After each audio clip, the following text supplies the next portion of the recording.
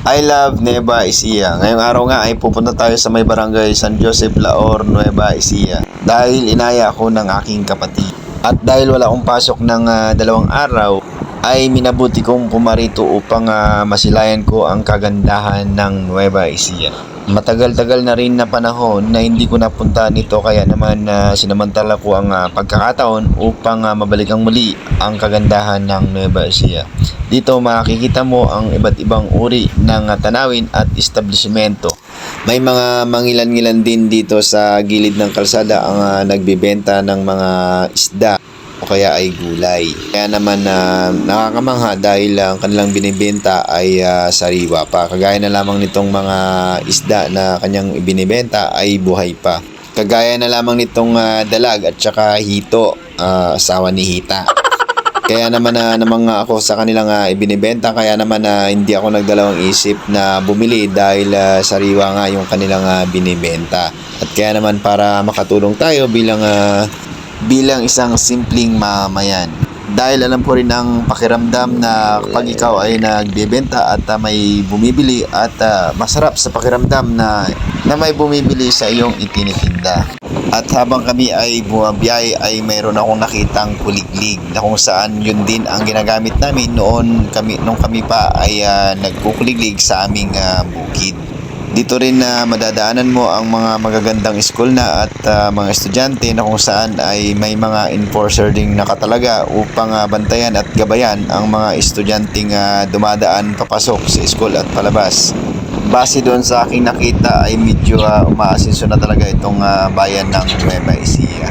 Kung mapapansin po ninyo, maayos po ang kanilang kalsada at may mga ilaw na rin po paggabi. Napakaaliwalas pong tingnan ang kanilang kapaligiran, hindi po katulad talaga ng iba na puno ng mga building at populated na yung kanilang tinitirhan. Dito sa pakiramdam ko ay masarap dito magbiyahe dahil yun nga may mga curbs din, lalo na yung mga riders natin na gustong magbiyahe dito sa bayan ng Nueva Ecija sa may Laor, Palayan City. Maganda po dito at kasi halos wala din pong mga sasakyan na dumaraan dito sa mga kalsada, kasi observe ko na pagbiyahe ko rito ay medyo konti lang. Ay kakanan na pala po kami dito sa may bandang kanan kasi po yung diretso ay papuntang Isabela. Dito po kami sa may bandang Laor, Palayan City. Dito po kami dadaan sa may Palayan City papuntang Laor. Dito makikita mo din ang maaliwalas na kapaligiran. Kaya naman dito ay enjoy ako magtingin dito sa paligid at hindi ko po naiwasan na mag-video habang minamaneho ng aking pamangkin itong aking motorsiklo para maipakita dito naman sa aking mga nakapanood na dito sa bayan ng Laor, Nueva Ecija ay maganda palang pasyalan din, lalo na ngayong may mahal na araw at sa mga iba pang okasyon. May mga curbs din dito yung mga mahilig mag-riders, banking. Dito po ay may mga kurbada po na pwede nyong magamit, ma-enjoy yung pagdadrive po ninyo. Kung talagang mapapansin po ninyo ay kokonti lang po yung sasakyan. Kaya lang pag pumunta po kayo rito, siyempre po ingat lang po dito sa pagdadrive kasi po may mga malalalim din pong kurbada kung saan po ay maaari po kayong mapahamak din po. Kaya po drive safe lang po para hindi po tayo mapahamak.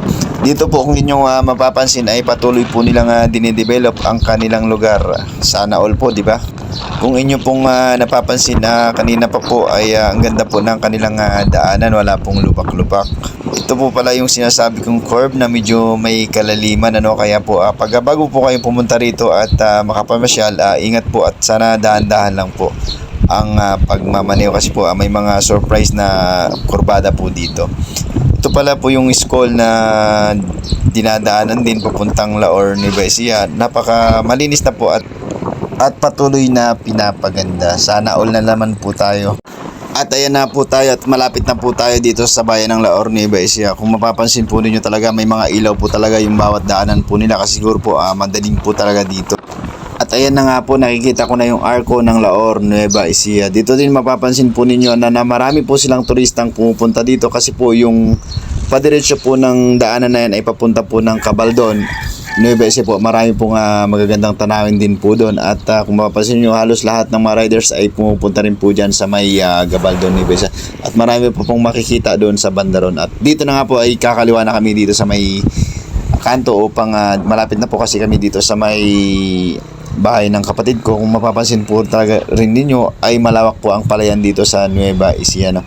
Maganda at malinis tingnan at napakasarap pagmasdaan yung mga ganitong tanawin. Ayan, may mga kasalubong kaming tricycle dito at kasya naman po yung dalawang tricycle dito, pero pag sasakyan malamang mag-a-adjust po upang makalusot yung isa.